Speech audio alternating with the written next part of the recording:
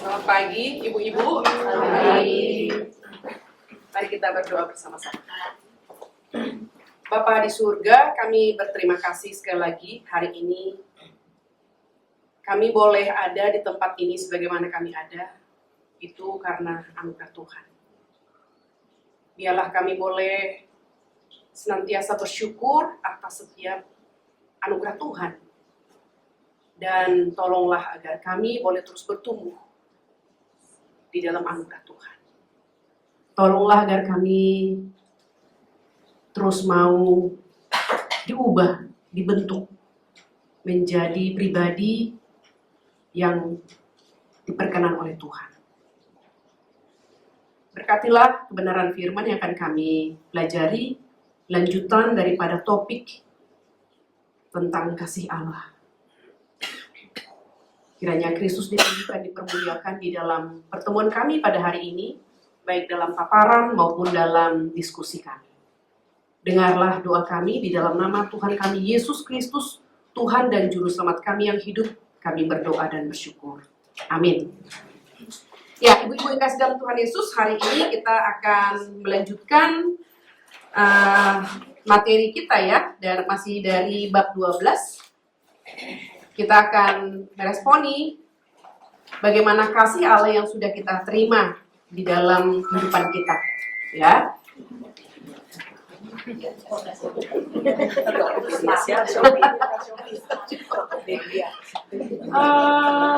Oke ya. Ya, ibu-ibu secara esensial apakah kasih Allah itu? Ya, ini bagian daripada pasal 12. Kasih Allah adalah praktek kebaikan Allah kepada orang-orang berdosa secara individual. Jadi kalau ibu-ibu baca buku ini, ada 6 poin ya. Praktek kasih Allah, praktek kebaikan Allah, praktek kebaikan Allah kepada orang, praktek kebaikan Allah kepada orang berdosa, praktek kebaikan Allah kepada manusia berdosa secara individual. Jadi sampai di zoom, kalau itu bicara di zoom sampai kepada satu pribadi. Nah itu sebabnya ibu-ibu, kita harus selalu sadar bahwa hidup kita ini di hadapan Tuhan adalah personal. Apakah kita sudah menikah atau belum menikah, kita tetap harus memperjuangkan pertumbuhan rohani kita secara personal. Mungkin terkadang ada suami istri yang tidak sama-sama bertumbuh. Ada yang sama-sama bertumbuh. Kalau bertumbuh bersama-sama, puji Tuhan. Kalau nggak bertumbuh, misalnya pasangan kita, jangan sampai kita terbawa atau terpengaruh dengan pasangan yang kurang bertumbuh. Karena pada akhirnya, Tuhan tidak bicara tentang keluarga. Tuhan bicara tentang personal. Tuhan akan menyebut nama dan minta pertanggungjawaban setiap pribadi. Nah inilah yang harus kita pikirkan. Ini yang harus kita perjuangkan dalam kehidupan kita, ibu-ibu.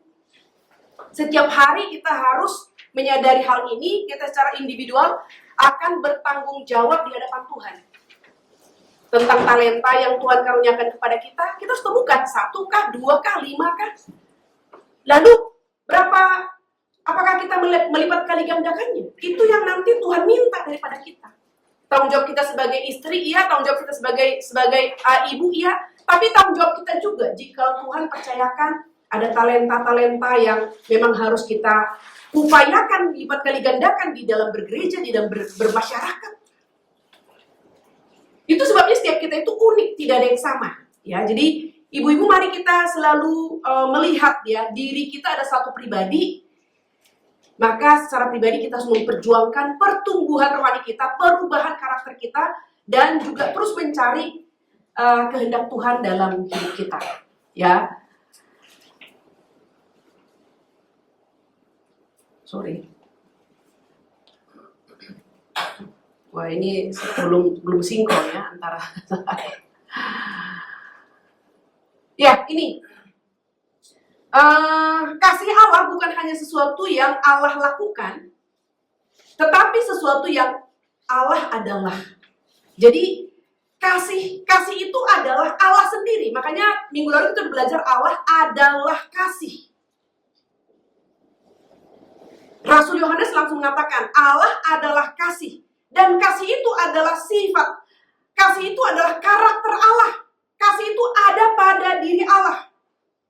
ini berbeda dari kasih manusia yang bersifat reaktif dan terbatas. Ketika Alkitab mengatakan Allah adalah kasih di dalam 1 Yohanes 4 ayat 8 dan 16, itu menyatakan bahwa kasih Allah adalah bagian dari keberadaan dan karakter Allah secara kekal dan tidak berubah. Jadi Allah adalah kasih, tidak pernah berubah. Dia bergantung kepada objek yang dia kasihi. Itu sebabnya Allah yang adalah kasih itu adalah Allah perjanjian. Dia adalah Allah yang setia pada perjanjiannya dan tidak bergantung kepada manusia dengan siapa Allah berjanji. Dan ini yang membuat kita sungguh bersyukur ya. Allah yang adalah kasih adalah Allah perjanjian. Allah perjanjian ini adalah Allah yang Maha Kuasa, Allah yang mengingat bahkan setelah ribuan tahun ingat akan janjinya, dan Allah yang Maha Kuasa yang sanggup menepati janjinya dan tidak ada yang dapat menggagalkannya. Maka kita sungguh bersyukur karena kita percaya kepada Allah yang adalah kasih dan Allah yang adalah Allah perjanjian yang setia pada janjinya. Bagaimana kita seharusnya menjalankan dan menganalisis kasih Allah di dalam halaman 149 sampai seterusnya ya, kita akan membahas. Saya tidak akan membahas poin-poin yang ada di buku ini, saya mensummary-kannya. Yang pertama, kasih sebagai inisiatif Allah, ya, kasih sebagai inisiatif Allah. Kasih berasal dari Allah bukan sebagai respon terhadap kebaikan manusia, tetapi berasal dari kehendaknya sendiri yang bebas. Jadi Allah itu bebas, dia tidak terikat harus mengasihi kita. Allah adalah kasih, dia mengasihi kita bukan karena ada sesuatu yang layak untuk dikasihi, ya, sesuatu yang layak pada diri kita sehingga Allah mengasihi kita.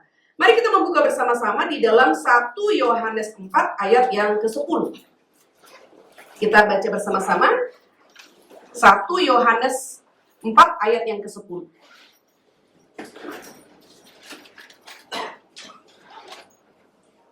Kita baca bersama-sama ya. 1 Yohanes 4 ayat yang ke-10. 1, 2, 3. Inilah kasih itu. Bukan kita yang telah mengasihi Allah, tetapi Allah yang telah mengasihi kita dan yang telah mengutus anaknya sebagai pendamaian bagi dosa-dosa kita. Dan inilah kasih itu, bukan kita yang telah mengasihi Allah, tetapi Allah yang telah mengasihi kita. Dan kasih Allah itu dinyatakan dalam tindakannya mengutus anaknya yang tunggal. Kita baru saja merayakan Jumat Agung dan Paskah. John Calvin mengatakan kasih Allah tidak timbul dari sesuatu yang baik dalam diri kita. Ya, jadi Allah tidak tertrigger karena ada sesuatu yang menarik pada diri kita, maka Allah mengasihi kita. Enggak ya. Tetapi dikatakan dari kerelaan Allah sendiri, Allah tidak menunggu manusia menjadi layak atau baik terlebih dahulu. Kasihnya adalah inisiatif kasih karunia, bukan tanggapan terhadap kebajikan manusia. Kalau kita terkadang bisa mengasihi seorang karena ada sesuatu. Misalnya, seorang guru, dia melihat seorang anak yang begitu kreatif, yang begitu pintar. Ada sesuatu ya pada diri anak itu, sehingga si guru itu walaupun mungkin dia menahan diri untuk tidak menjadikan anak itu menjadi anak emas, tapi ada sesuatu sehingga anak itu lebih unggul misalnya. Atau ada faktor lain. Misalnya, mamanya anak itu teman si guru. Itu mempengaruhi juga ya. Jadi ada faktor X. Tapi Allah mengasihi kita, tidak ada faktor X di dalamnya. Bahkan dikatakan, Alkitab memberitahukan kepada kita, Allah mengasihi manusia berdosa yang tidak layak untuk dikasihi. Bukan hanya tidak ada prasyarat pada diri kita, tapi kita adalah manusia berdosa, Allah adalah kasih, dan Allah yang kasih itu adalah suci yang membenci dosa. Tetapi, mari kita lihat ibu-ibu, Allah yang membenci dosa itu adalah Allah yang mencintai manusia berdosa. Mungkin ini juga yang harus kita pelajari ya. Allah membenci dosa, tetapi mencintai manusia berdosa. Mari kita belajar membedakan antara dosa dan orangnya. Mari kita mencintai manusia berdosa dan membenci dosanya. Agar kita bisa mengabarkan Injil Tuhan kepada manusia berdosa. Kita harus membangun jembatan dengan manusia berdosa, bukan membangun tembok. Kalau membangun tembok, maka mereka tidak ada kesempatan mendengarkan berita Injil.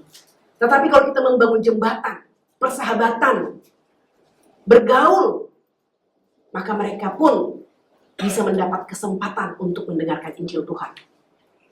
Jonathan Edwards mengatakan kasih Allah adalah tindakan bebas dari kemurahan hatinya sendiri dan tanpa campur tangan kehendak atau jasa manusia. Jadi ketika Allah mengasihi, Allah yang bebas mengasihi. Tidak ada campur tangan manusia atau jasa manusia di dalamnya. Ya. Kemudian kita lihat bersama-sama di dalam Yohanes 7 ayat 24. Mari kita membaca bersama-sama Yohanes 7 ayat 24. Yohanes 17 ya, Yohanes 17. Yohanes 17 ayat 24. Mari kita bersama-sama membacanya. Yohanes 17 ayat 24. 1, 2, 3. Ya Bapa, aku mau supaya dimanapun aku berada, mereka juga berada bersama-sama dengan aku. Mereka yang telah Engkau berikan kepadaku, agar mereka memandang kemuliaan-Ku yang telah Engkau berikan kepadaku, sebab Engkau telah mengasihi aku sebelum dunia dijadikan. Jadi di sini kita melihat bersama-sama Yesus menerima kasih daripada Allah di dalam kekekalan, dan kemudian dikatakan di sini Yesus ya, mereka dikatakan ya Bapa, aku mau supaya dimanapun aku berada, mereka itu maksudnya adalah umat pilihan. Jadi langsung masuk ya, orang percaya atau umat pilihan. Mereka juga bersama-sama dengan aku, mereka yang telah Engkau berikan kepadaku, berarti umat pilihan ya. Agar mereka memandang kemuliaan-Ku yang telah Engkau berikan kepadaku, sebab Engkau telah mengasihi aku sebelum dunia dijadikan. Di sini di dalam Yohanes 17:24 ini menunjukkan kasih Allah tidak bergantung kepada ciptaan. Karena Allah Tritunggal yang adalah kasih itu telah saling mengasihi satu yang lain. Seperti dikatakan Yesus, ya Bapa, Engkau telah mengasihi aku sebelum dunia dijadikan. Jadi Allah yang adalah kasih itu adalah Allah yang sudah saling mengasihi sejak dalam kekekalan. Kalau Dia mengasihi kita kemudian sebagai ciptaannya, bukan karena kita diciptakan dan kita molek begitu ya, kita cantik, kita menarik maka dikasihi, bukan. Tapi seperti yang di atas tadi dikatakan di sini, bahwa kasih Allah itu adalah sebagai inisiatif Allah. Allah adalah inisiator ya. Allah adalah inisiator di dalam kasih itu.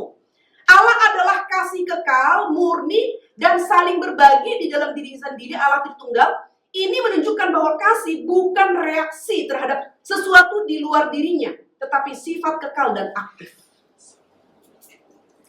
Sekali lagi, ibu-ibu, manusia mengasihi adalah bersifat reaktif. Tetapi Allah, sifat kasih Allah bukan reaktif. Sifat kasih Allah itu adalah keluar dari dirinya. Bahkan dikatakan sifat kasih Allah itu adalah mencari objek yang dikasihi. Dalam hal ini umat pilihan ya.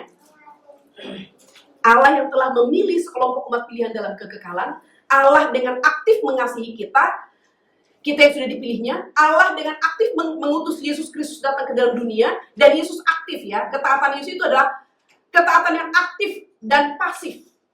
Datang dari surga ke dalam dunia, hidup dengan sempurna dalam dunia, dan juga Dia taat sampai naik ke atas kayu salib untuk menyatakan, menunjukkan kasih Allah yang sempurna. Yang kedua, kasih Allah itu adalah kasih yang bertujuan.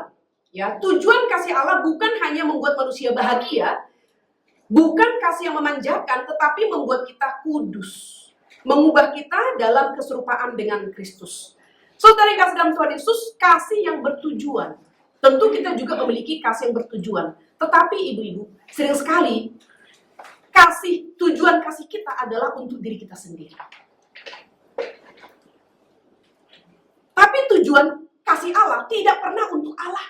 Tujuan kasih Allah itu adalah untuk manusia yang berdosa. Supaya dikatakan oleh dosa manusia menjadi hamartia ya, tidak mencapai sasaran yang telah ditetapkan oleh Allah, yaitu hidup untuk mempermuliakan Allah. Maka Allah mengasihi manusia, mengaruniakan Roh Kudus dalam hati kita supaya kita dimampukan kembali untuk mampu mengasihi Allah seperti rencana Allah atau rancangan Allah semula. Itu sebabnya Agustinus mengatakan ya, kondisi manusia setelah mengalami redemption. Ya, Agustinus kan mengatakan ya, kondisi manusia di dalam creation adalah mampu berdosa, mampu tidak berdosa. Lalu kondisi manusia setelah berdosa, setelah fall, tidak bisa tidak berdosa. Dengan kata lain, hanya bisa berdosa. Dan kondisi manusia setelah mengalami redemption, penebusan, kembali lagi mampu berdosa, mampu tidak berdosa. Jadi sebenarnya kita ada pilihan, ibu-ibu. Melalui kebangkitan Kristus dari antara orang mati, kita dimampukan mampu berdosa, mampu tidak berdosa. Atau mampu taat, mampu tidak taat. Kita bisa berkomitmen. Tentu saja tidak bisa sempurna ya.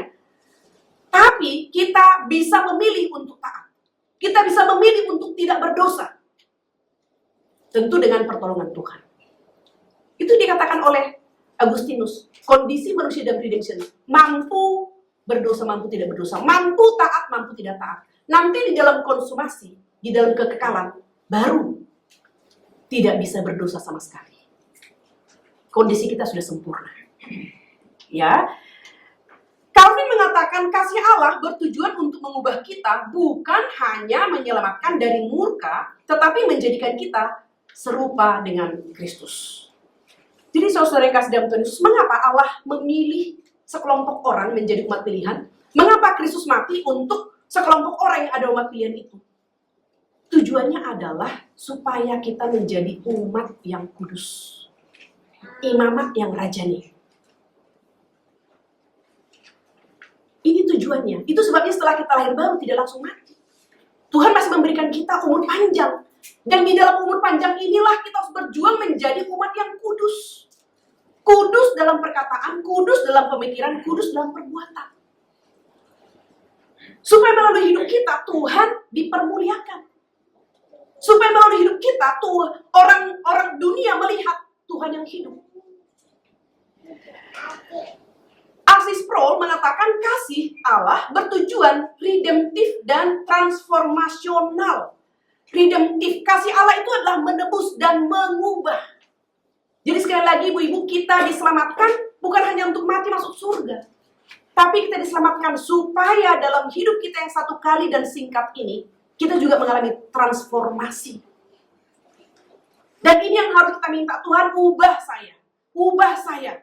Nanti di dalam diskusi, poin yang kedua ya. Apa yang mau kita perjuangkan? Yang mau kita ubah dalam diri kita? Bukan hanya dalam diskusi hari ini, setiap hari pun kita mau membuat catatan-catatan kecil dalam hidup kita. Apa yang mau saya tinggalkan? Kebiasaan buruk apa? Yang masih mengikat saya? Yang masih mengambil waktu saya lebih banyak daripada waktu bersama dengan Tuhan? Nonton drakor kah? TikTok kah? Atau kegiatan yang lain? Mari kita untuk tidak menikmati kenyamanan yang sementara itu yang menjauhkan kita dari Tuhan.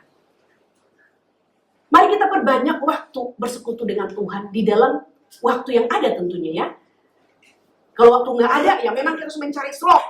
Tapi kalau waktu kita banyak, kita harus mengupayakan. Nah ini, mengupayakan dengan kesadaran ya. Mengupayakan dengan kesadaran. Kemudian R.C. Sproul mengatakan, bukan hanya kasih yang memberi rasa aman, tetapi kasih yang mengubah hidup. Nah ini dia. Sering sekali kita memikirkan nyaman ya. Nyaman, aman dan nyaman. Tapi di sini R.C. Sproul mengatakan, kasih Allah itu adalah kasih yang mengubah hidup. Bukan hanya untuk membuat kita nyaman atau membuat kita aman, mati masuk surga bukan masuk neraka lagi. Itu kan udah dapat tiket kan ya, udah aman gua, udah dapat tiket, udah dapat jaminan. Tapi dalam hidup kita yang satu kali dan singkat ini, Tuhan berkehendak kita menjadi pribadi-pribadi yang mau diubah dan mau berubah. Itu kembali kepada personal kita. Makanya tadi saya mengatakan di awal ya, di hadapan Tuhan kita personal. Apakah kita sudah menikah atau belum menikah? Kalau belum menikah, terlalu gampang kita berpikir bahwa saya secara pribadi berdiri di hadapan Tuhan. Tapi setelah menikah, kita juga harus tetap mempertahankan pemikiran ini. Saya juga akan berdiri di hadapan Tuhan secara personal. Maka saya harus mengejar kekudusan hidup saya secara pribadi. Tentu saja bersama dengan suami dan anak-anak. Tapi secara pribadi juga harus terus kita perjuangkan perubahan hidup kita. Jadi kita tidak menuntut pasangan yang berubah, tapi menuntut diri. Tidak menuntut pasangan untuk bertobat, tapi menuntut diri. Tidak menuntut anak, tapi menuntut diri. Tentu saja kita mendoakan pasangan dan anak-anak kita. Tapi kita terus menuntut diri kita. Ya. Yang ketiga, kasih yang berkorban. Kasih Allah itu adalah kasih yang berkorban. Hal yang menggetarkan melihat Allah mengasihi orang berdosa. Ya. Sangat menggetarkan. Manusia berdosa itu tidak layak dikasihi.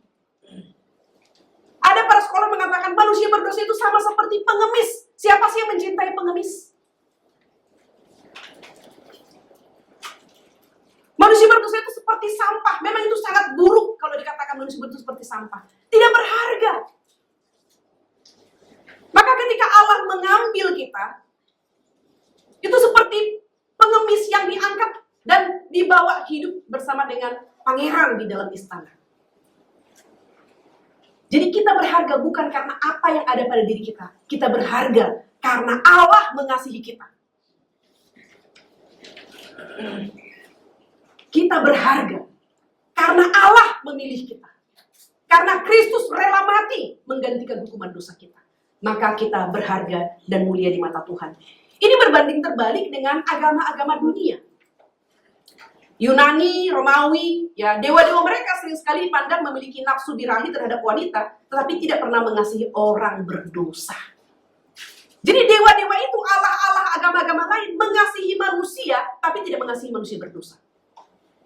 Bahkan dikatakan dewa-dewa ini nafsu terhadap perempuan. Tapi mereka tidak mengasihi manusia berdosa. Saya terus searching ya, saya bergumul 1 minggu ini. Tuhan tolong saya untuk bisa menemukan apakah ada yang bisa dibandingkan dengan kasih Allah yang mengasihi manusia berdosa di dalam dunia ini? Jawabannya tidak ada. Semua agama, termasuk agama Islam, tidak ada. Dan kasih Allah yang mengasihi manusia berdosa ini adalah kasih yang mengasihi kita sejak dalam kekekalan sampai kepada kekekalan. Berelasi dengan kita di dalam dunia yang sementara ini dan terus berelasi sampai kepada kekekalan. Allah dan dewa-dewa agama-agama hanya berelasi dengan manusia selama dalam dunia ini, tapi tidak ada berelasi sampai kekekalan. Kenapa? Karena memang pada akhirnya mereka akan nihil. Sedangkan Allah kita adalah Allah yang kekal sampai kekal. Itu sebabnya kita berelasi di sini dan juga sampai kepada kekekalan. Kasih Allah mengorbankan Allah Bapa mengorbankan anaknya Yesus Kristus ya. Puncaknya adalah salib. Itu sebabnya di dalam GRII, ibadah Jumat Agung itu ada satu ibadah yang sangat amat sakral. Dan kita bersyukur ya, Jumat Agung selalu penuh. John Calvin, Mesias penuh. Artinya kita sudah mengerti bahwa Jumat Agung itu menjadi satu hari yang sangat agung. Karena memang salib itu adalah puncak di mana Allah mempertontonkan kasih-Nya yang besar kepada manusia berdosa. Dengan apa lagi Allah mempertontonkan kasih-Nya? Tidak ada. Di dalam kekekalan Allah bahagia. Karena Allah Bapa mengasihi Allah Anak, Allah Anak mengasihi Allah Bapa, Allah Roh Kudus mengasihi Allah Bapa, Allah Bapa mengasihi Allah Roh Kudus. Allah itu bahagia. Tapi sejak manusia jatuh ke dalam dosa, Allah turut serta hilang kebahagiaan. Wah, ini luar biasa ya. Luar biasa, saudara. Allah turut menderita. Akibat dosa manusia menderita. Tapi saudara tahu Allah juga menderita karena dosa. Itu sebabnya dikatakan satu orang diselamatkan. Seluruh isi surga bersukacita. Karena Allah berduka karena dosa. Maka ketika manusia itu diselamatkan, seisi surga bersukacita.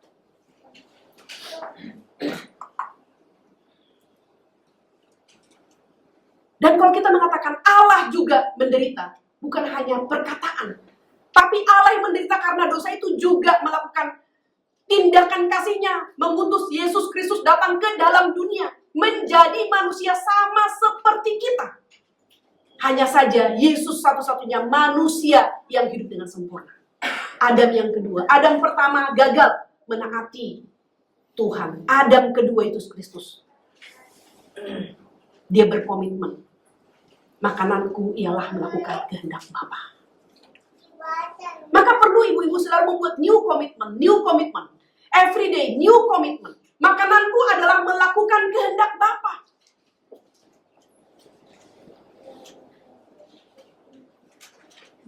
Maka ketika Yesus dipaksa menjadi raja orang Yahudi, dia tidak tertarik. Yang dicari oleh dunia, Yesus tidak tertarik. Karena dia sudah berketetapan hati. Makananku ialah melakukan kehendak Bapakku. Tidak bisa digoyang.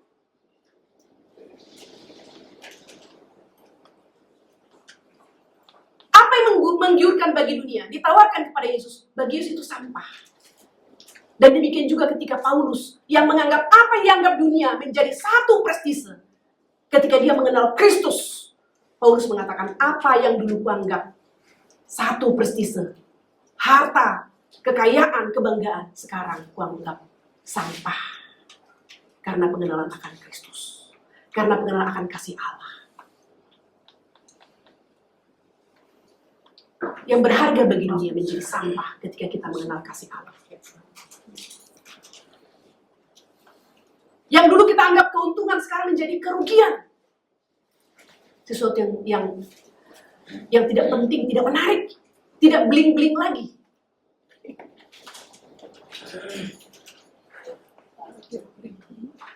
Calvin mengatakan kasih Allah terbukti dalam pemberian terbesar, yaitu Yesus Kristus, bagi kita yang tidak layak.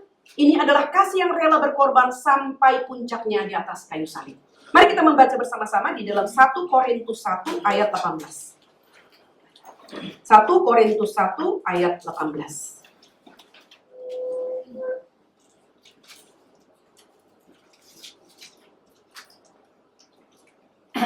Kita baca bersama-sama ya.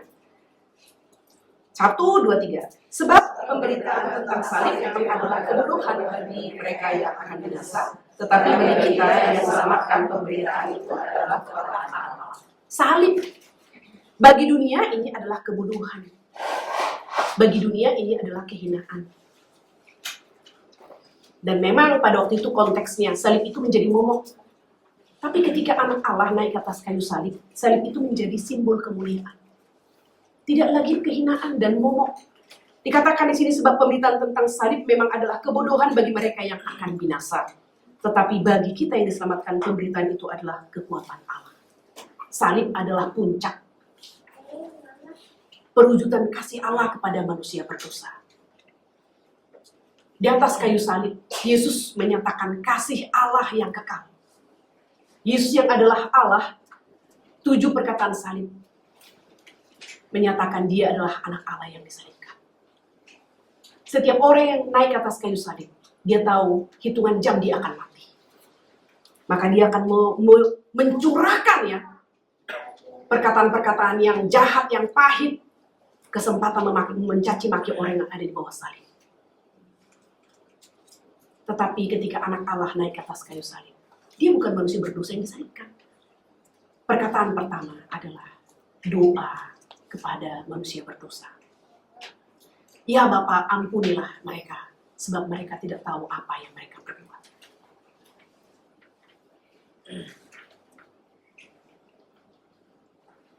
Dan di atas kayu salib juga ditunjukkan, Yesus adalah Allah yang mampu mengampuni manusia berdosa. Ketika Roh Kudus bekerja pada satu orang penjahat yang disalibkan bersama dengan Tuhan Yesus, si penjahat itu sadar mendadak. Yang disalibkan bersama dengan dia ini bukan manusia berdosa, bukan manusia biasa. Dia benar-benar anak Allah. Maka dia berkata, Yesus, ketika engkau datang nanti sebagai raja, ingatlah akan aku. Perkataan Yesus yang kedua, hari ini. Karena Yesus tahu dia akan mati. Penjahat itu akan mati. Dan ini memberikan jawaban kepada kita. Setelah manusia mati, dia akan kemana? Yesus berkata, hari ini. Rohmu dan rohku. Ya. akan bersama-sama di Firdaus. Tubuh kita akan ditanam ke tanah. Tapi rohmu dan rohku akan berjumpa di Firdaus. Jadi dari sini juga kita mengerti tidak ada roh orang mati gentayangan. Ya kan? Tradisi-tradisi kita mengatakan roh orang mati gentayangan. Kucing pun dikatakan, oh itu dia. Ya kalau kita di dalam rumah yang baru meninggal misalnya gitu ya, ada kucing di situ. Seperti kucing itu, roh orang mati itu masuk ke dalam kucing gitu ya. Lalu ketika kita dari rumah udah jam 11, lalu piring berbunyi. Mungkin tadi disusun kurang rapi gitu ya. Wah, udah datang gitu. Nah ini adalah pemahaman tradisi. Ya kalau kita tidak tajam mengerti firman Tuhan, kita pun bisa jatuh pada pemahaman atau kepercayaan ini. Jadi roh orang mati itu tidak gentayangan. Begitu kita mati, tubuh ke tanah, kembali ke tanah, roh orang percaya langsung masuk ke surga. Roh orang yang tidak percaya langsung masuk ke dalam neraka. Nanti ketika Yesus datang, baru roh dan tubuh kita dipersatukan. Dan masuk ke dalam kekekalan. Orang yang tidak percaya roh dan tubuhnya dipersatukan juga dibangkitkan. Dan masuk ke dalam hukuman yang kekal. Jadi baik roh orang yang tidak percaya maupun roh orang percaya tidak ada gentayangan menurut iman Kristen. Ya, jadi ini clear ya. Berikutnya ibu-ibu kita lihat kasih Allah ditujukan kepada objek khusus yaitu umat pilihan untuk memiliki dampak tertentu yang direncanakan sebelum penciptaan. Di dalam Efesus 1 ayat 4 sampai 11 di sana membicarakan tentang kedaulatan Allah dalam pemilihan. Mari kita membuka bersama-sama Efesus pasal 1 ayat 4. Efesus pasal 1 ayat 4 sampai 11. Kita baca ya, baca bersama-sama ya supaya saya tidak bergantian tapi bersama-sama. 4 sampai 11. Kita baca bersama-sama ya. 1 2 3. Sebab di dalamnya Allah telah memilih kita sebelum dunia dijadikan supaya kita kudus dan tak bercacat dari hadapan. Dalam kasih ia telah menentukan kita dari semula oleh Yesus Kristus untuk menjadi anak-anaknya sesuai dengan kedaulatan supaya menjelang kasih karunia-Nya yang mulia yang dikaruniakannya kepada kita di dalam Dia yang dikasihi.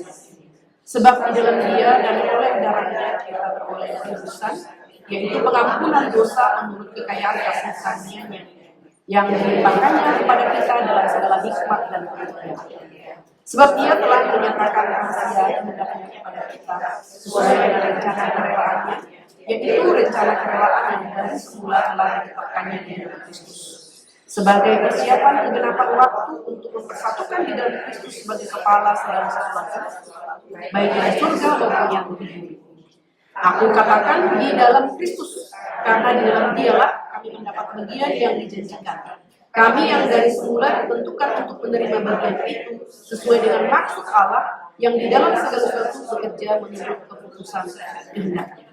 Nah, jadi di sini ibu-ibu doktrin pilihan ya, ini ada doktrin yang tidak mudah dan tidak mudah diterima dan didiskusikan. Tetapi teologi reform sangat jelas mengajarkan doktrin pilihan. Dasarnya adalah Alkitab.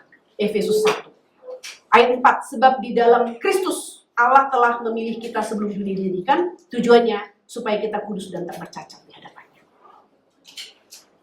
Jadi Allah Bapa memilih kita sejak dalam kekekalan, dan Allah Bapa mengutus Yesus Kristus datang ke dalam dunia untuk menebus kita yang telah dipilih sejak dalam kekekalan. Ya. Di dalam 2 Tesalonika 2 ayat 13 dikatakan di sana, kami selalu mengucapkan syukur kepada Allah karena kamu saudara-saudara yang dikasihi Tuhan. Sebab Allah dari mulanya, yaitu sebelum penciptaan, telah memilih kamu, yaitu doktrin pilihan ya, untuk diselamatkan, akhir yang telah ditentukan, dalam roh yang menguduskan kamu, dalam kebenaran yang kamu percaya, yaitu sarana yang ditentukan. Ya, jadi di dalam 2 Tesalonika 2 ayat 13 pun menunjukkan doktrin pilihan. Ya. Yang keempat, kita lihat kasih Allah itu adalah kasih yang memelihara. Allah yang mengasihi juga memelihara, mendidik, mendisiplin anak-anaknya dengan penuh kasih sebagai Bapa yang sempurna. Mari kita membaca bersama-sama Ibrani pasal 12. Ibrani pasal 12 ayat yang ke-6. Ibrani 12 ayat yang ke-6. Mari kita membaca bersama-sama. 1, 2, 3. Karena Tuhan mengajar orang yang dikasihinya dan Ia menyiksa orang yang dikasihinya sebagai anak. Saudara, kasih Allah itu adalah kasih yang memelihara, dan dalam pemeliharaan Allah ada unsur mendidik dan mendisiplin. Mendidik itu berarti mentrain, melatih. Mendisiplin itu berarti ada teguran, mungkin juga ada pukulan. Jadi terkadang Tuhan bekerja melalui kesulitan, penderitaan, dan sakit penyakit untuk membuat kita bertumbuh dan semakin kuat di dalam Tuhan.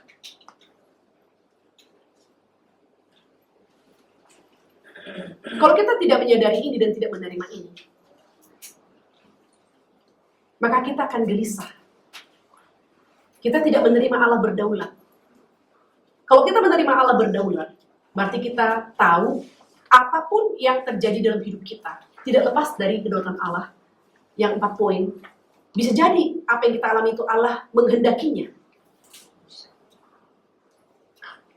untuk kebaikan kita dan untuk kemuliaan Tuhan, atau Allah memimpinya, atau Allah mengizinkannya, atau Allah membiarkannya. Ini sudah bersifat negatif.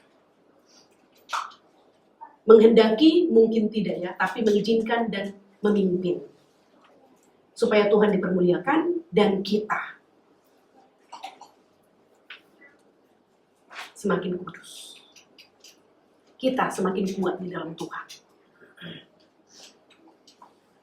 Jadi kalau Tuhan mengizinkan ada hal yang tidak kita inginkan, ada hal yang tidak enak, kita harus mencari tahu apa yang Tuhan kehendaki untuk kita dapat, untuk kita pelajari dari peristiwa yang Tuhan izinkan kita alami. Terkadang kita berpikir, saya sudah melayani Tuhan, saya sudah baik.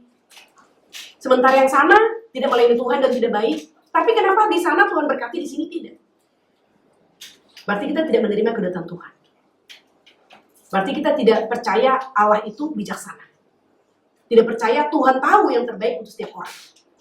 Karena kita tetap memikirkan, harusnya kan ya, ini ukuran kita kan ya, harusnya saya sudah melayani Tuhan, saya sudah baik, harusnya saya juga harus menerima berkat.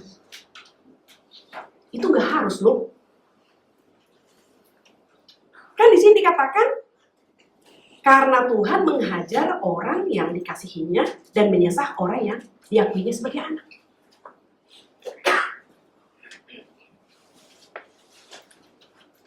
Kasih Allah itu bukan kasih yang memanjakan. Kasih Allah itu adalah kasih yang membentuk. Kasih yang mengubah.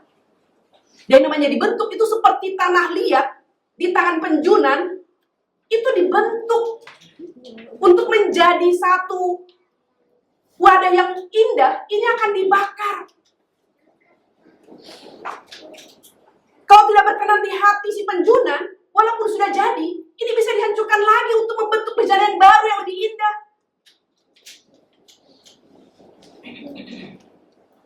Saya bersyukur karena Tuhan membentuk saya dengan cara yang tepat, yang Tuhan Maha Bijaksana itu adalah tahu cara yang paling tepat, itulah cara yang terbaik untuk membentuk saya. Menghancurkan kesombongan saya. Dan dalam pergumulan itu, saya sampai melihat saya tidak punya kekuatan lagi untuk berjalan. Tapi Tuhan memberi pengertian kepada saya. Kalau saya tidak menyuruh kamu berhenti, kamu harus tetap bergerak, sekalipun harus ngesok. Tapi ketika saya memiliki kekuatan yang prima, dan saya ingin berlari, Tuhan katakan, kalau saya tidak katakan kamu berlari, sekalipun kamu punya kekuatan prima, jangan berlari, berhenti. Bukan kamu yang mengatur hidupmu, tapi aku. Walaupun kamu sakit dan tidak mampu berjalan, kalau saya katakan berjalan, berjalan. Walaupun kamu punya kekuatan yang sangat prima dan kamu mampu berlari, kalau saya katakan berhenti, berhenti.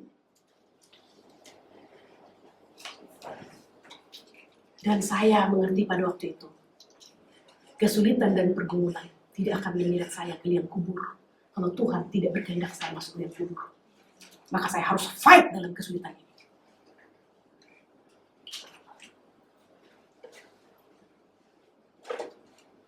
Wah, mungkin ibu-ibu tidak akan menerima ya kalau saya katakan saya menikmati pembentukan Tuhan yang sangat menyakitkan. Karena saya suka menantang. Dan saya tantang Tuhan, apalagi Tuhan? Apalagi?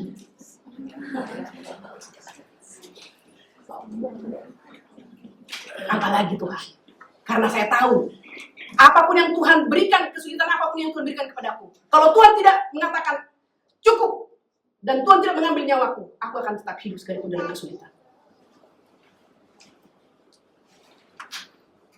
Sampai saya berdoa, Tuhan, bawa saya sampai ke lembah maut, bayang-bayang maut. Seperti doa Daud di dalam Mazmur 23. Aku tidak takut pada bayang-bayang maut. Gitu ya. Aku berdoa, Tuhan, bawa aku kepada bayang-bayang maut. Dibawa ibu-ibu. Dibawa. Setelah itu saya tidak mau lagi berdoa. Seperti itu. Karena benar-benar dibawa ke dalam bayang-bayang maut gitu ya. Bentuknya apa itu? Bentuknya. Ya mungkin nanti satu hari ya saya bercerita ya.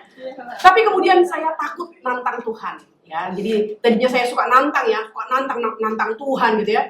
Bukan nantang karena bagaimana gitu ya. Karena sudah tahu bahwa saya tidak akan mati kalau Tuhan tidak berkata cukup, maka ayo lagi gitu ya. Tapi gitu, oke.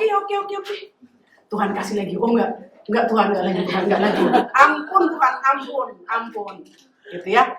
Nah, tapi saya bersyukur ya, karena melalui kesulitan itu, saya tahu Tuhan hidup. Mungkin banyak orang, apa yang saya alami itu sepele ya, tapi bagi saya, itu membuktikan bahwa Tuhan yang telah memanggil saya menjadi hamba Tuhan adalah Tuhan yang hidup. Yang menyediakan segala keperluanku melebihi apa yang aku minta. Dan itu cukup bagiku. Tuhan itu hidup, itu cukup bagiku. Maka aku tidak suka bercerita kepada orang, ibu-ibu. Karena Tuhan hidup, maka aku bercerita kepada Tuhan yang hidup. Dan aku senang bercerita kepada Tuhan yang hidup, karena dia mendengar. Dan dia bukan hanya mendengar, dia juga bisa menjawab doaku. Dan menguatkanku di kala aku lemah. Dan tidak memiliki pengharapan. Ya. R.C. Sproul mengatakan, kasih Allah menjaga umat pilihannya sampai akhir. Ini indah sekali ya. Kalimatnya si R.C. Sproul ini ya. Kasih Allah itu adalah kasih yang menjaga umatnya sampai akhir. Dan mereka tidak akan pernah terlepas dari kasihnya. Luar biasa nggak? Menjaga kita sampai akhir. Pernikahan aja pun bisa berakhir. Bahkan pernikahan itu bukan pernikahan yang kekal. Pernikahan itu adalah pernikahan selama kita ada dalam dunia. Dalam kekekalan nanti tidak ada pernikahan. Tapi kasih Allah itu tidak akan berakhir.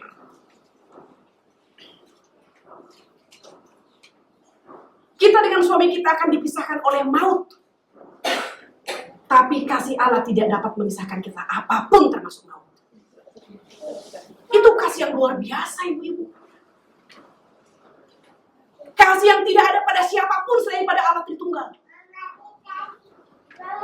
Tidak yang dapat memisahkan kita, termasuk maut. Ya.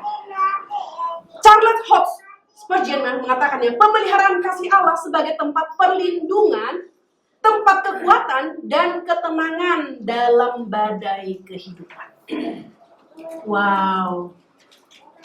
Ini dia yang saya nikmati. Badai ya, menerpa hidup saya. Tapi saya bisa tenang. Karena apa? Saya tahu ada Allah yang hidup yang memeliharaku. Ketika terjadi tsunami di Aceh, satu rekan hamba Tuhan pergi ke sana. Lalu saya katakan, wah saya tidak sanggup pergi ke sana loh. Saya tidak sanggup. Bagaimana lagi menghibur mereka? Mereka kehilangan harta, kehilangan nyawa, kehilangan semua kehilangan. Bagaimana menghibur mereka?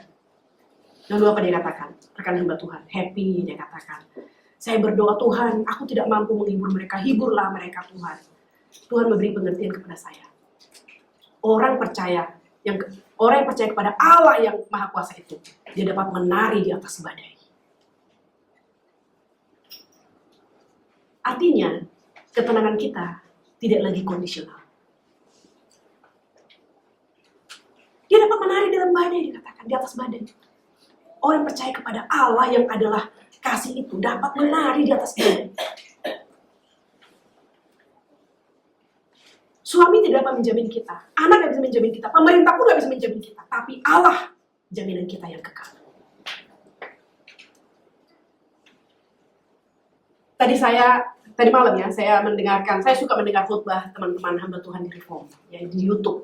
Ada satu khotbah, salah satu hamba Tuhan kita, dan menyampaikan satu khotbah yang dikutip dari khotbahnya almarhum Amin Chung. Jadi ketika pendeta almarhum Amin Chung menginjili, ada seorang ibu yang sangat baik, suaminya meninggal. Lalu istrinya mengatakan begini, Pak, aku mengerti Injilnya ini, tapi bagaimana aku bisa berpisah dengan suamiku? Kalau aku ke surga, terus suamiku gak ke surga.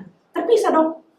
Janganlah Pak, biarlah kami bersama di bumi dan di bumi dan di surga. Mana juga di surga? Enggak lah.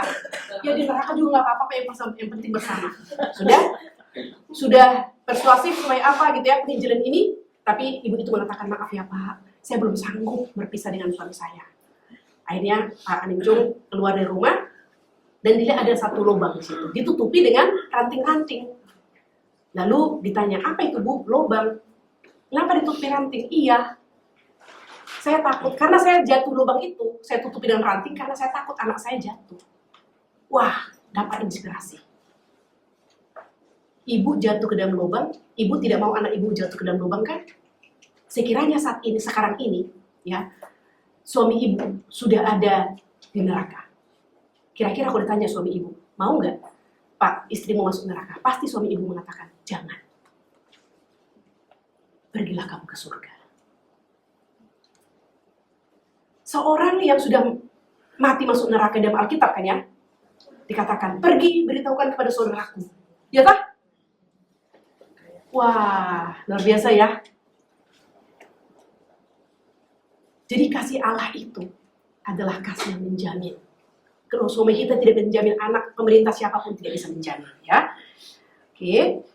Berikutnya yang kelima adalah kasih Allah itu adalah kasih yang kekal. Sempurna ya kekal itu ya. Kasih Allah tidak berubah, kekal dan pasti. Kasih yang setia ini memberikan penghiburan dan jaminan keselamatan bagi umatnya. Ya, keselamatan kita already but not yet. Sudah. Kalau kita sudah percaya menerima Yesus sebagai Tuhan dan Juru Selamat pribadi, here and now, sekarang kita sudah diselamatkan, tapi belum sempurna. Keselamatan kita sudah dapat ya, tapi kitanya belum sempurna. Kapan disempurnakan? Nanti setelah Yesus datang kembali. Ya, Calvin mengatakan kasih Allah sudah ada di dalam kekekalan, berakar dalam keputusan pemilihan kekal dan tidak bisa dibatalkan oleh waktu atau keadaan. Jadi pemilihan Allah itu sudah ada sejak dalam kekekalan. Artinya Allah sudah mengasihi kita sejak dalam kekekalan. Allah mengasihi kita bukan karena kita rajin ke gereja, bukan karena kita memiliki habitus yang baik, bukan. Tapi Allah sudah mengasihi kita terlebih dahulu sebelum dunia dijadikan.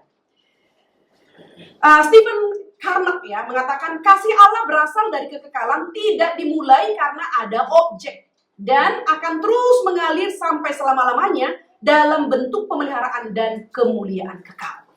Jadi mengalir ya, kasih Allah itu sudah mulai dari kekekalan dan terus mengalir sampai selama-lamanya. Dan Jonathan Edwards mengatakan kasih Allah sebagai mata air kekal dari segala berkat. Kasih yang tidak bergantung kepada ciptaan, tapi mendahului segala sesuatu. Luar biasa ya, kutipan Jonathan Edwards ini, kasih Allah itu sebagai mata air yang kekal dari segala berkat. Dari segala berkat, mata air yang kekal, yang tidak akan mati. Jadi kita butuh apa? Butuh bijaksana, minta kepada Tuhan. Butuh hikmat, minta kepada Tuhan. Minta penghiburan, minta kepada Tuhan. Minta kekuatan, minta kepada Tuhan. Dia sumber segala sesuatu. Dan Allah itu maha murah. Tuhan berkata, minta apa yang kamu minta. Ya tentu saja, kita mintanya bukan karena materialistis ya. Tapi kita butuh bijaksana, minta. Butuh kasih yang berlimpah, minta. Dia sumbernya. Butuh kerajinan melayani, minta. Dia akan memberikan secara berlimpah. Ya. Apakah benar bagi kita sebagai orang Kristen Allah adalah kasih? Ayo ibu-ibu, dijawab dalam hati. Apakah benar bagi kita sebagai orang Kristen Allah adalah kasih? Benar sekali ya. Oke, berikutnya. Kalau benar, mengapa kita selalu mengeluh dan menunjukkan ketidakpuasan serta kepahitan terhadap situasi di mana Allah menempatkan kita? Mengapa kita selalu curiga, ketakutan, dan depresi? Kalau kita memiliki pasangan yang berbeda karakter mungkin dengan kita, mungkin kita perlu berpikir, Tuhan sedang membentuk kita.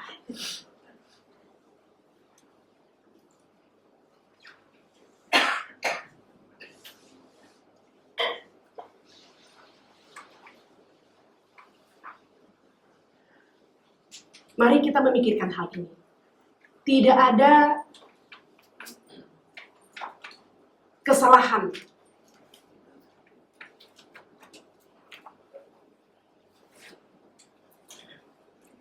kalau Allah sudah menempatkan kita di mana kita berada saat ini berada.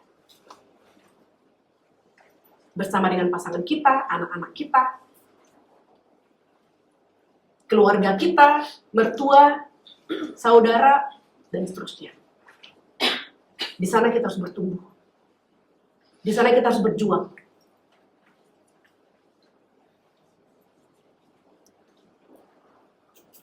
Di sana kita harus menyaksikan kasih Tuhan. Di sana kita harus mengalirkan kasih Tuhan. Di sana kita harus menjadi saluran berkat. Di sana kita harus menyatakan kemuliaan Tuhan. Mengapa kita membiarkan diri kita menjadi dingin, kaku, dan setengah hati dalam pelayanan kepada Allah yang mengasihi kita sedemikian besar? Mengapa kita menjadi dingin, kaku, dan setengah hati dalam pelayanan kepada Allah? Berarti kita masih berpikir tentang diri. Kita belum memikirkan tentang Allah yang mengasihi kita yang tidak layak. Kita masih menganggap diri kita layak. Sehingga kita menjadi dingin satu dengan lain. Karena kita saling mendikte. Kamu cocok untuk saya. Kamu tidak cocok untuk saya. Dengan kamu saya hangat, dengan kamu saya dingin. Kita yang memutuskan.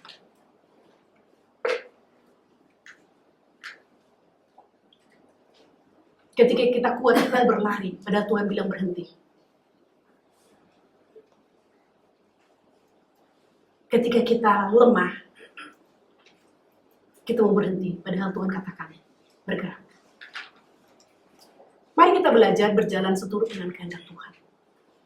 Kalaupun kita kuat, dan Tuhan berkata berhenti, mari kita taat berhenti. Tidak kuat mengasihi, tapi Tuhan katakan, kasihi. Kita harus mengasihi. Kita tidak mampu mengampuni, Tuhan katakan ampuni. Kita harus mengampuni. Tidak mampu mengampuni, sampai bersujud minta kepada Tuhan, mampukan saya Tuhan mengampuni.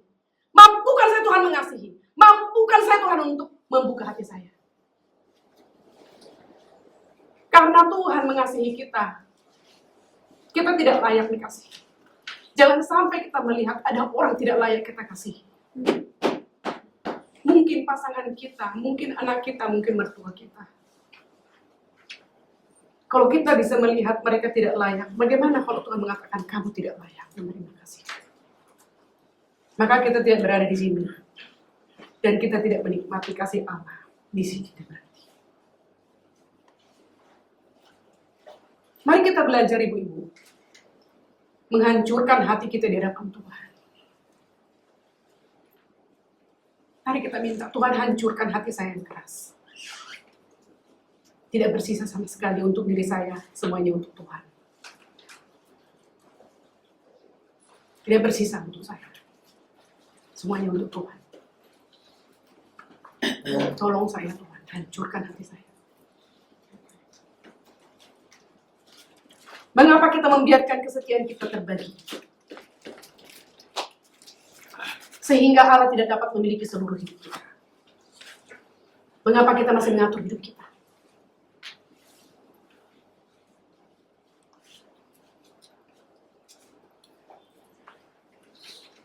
Dapatkah seorang pengamat belajar dari kualitas dan tingkah kasih kita yang kita tunjukkan kepada orang lain? Pada suami kita, anak-anak kita, tetangga kita, saudara seiman di gereja, di tempat kerja, dalam segala sesuatu tentang kebesaran kasih Allah kepada kita. Kira-kira kalau orang lain bertanya, seperti apa mereka melihat kita? Apakah ada kasih Allah yang mengalir dari hidup kita?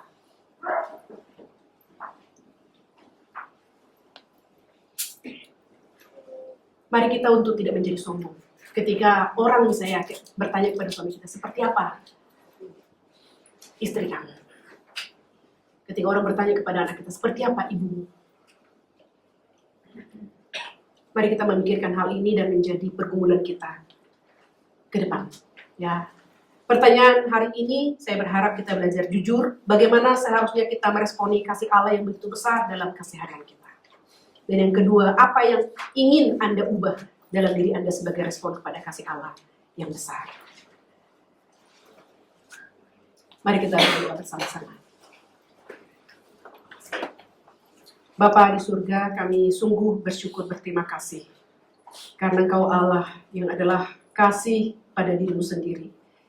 Mengasihi kami, manusia yang berdosa yang tidak layak Kau kasihi. Bapa di surga, tolonglah setiap kami pribadi lepas pribadi. Agar kami berani dihancurkan di tangan Tuhan. Dan dibentuk menjadi pribadi yang diperkenan oleh Tuhan. Tolonglah kami untuk melihat Tuhan bekerja dan akan bekerja di dalam dan melalui hidup kami. Di tengah-tengah lingkungan keluarga kami, lingkungan gereja dan lingkungan masyarakat. Tolonglah agar kami tidak setengah-setengah hati melayani-Mu. Tidak setengah hati memberikan hidup kami kepadamu. Tolonglah kami untuk menyerahkan total hidup kami ke dalam tangan-Mu. Terimalah kami Tuhan, bentuklah kami, ubahlah kami. Supaya Tuhan puas atas hidup kami yang satu kali dan singkat ini. Terima kasih Bapak. Dengarlah doa kami dalam nama Tuhan kami Yesus Kristus, Tuhan dan Juru Selamat kami yang hidup. Kami berdoa dan bersyukur. Amin.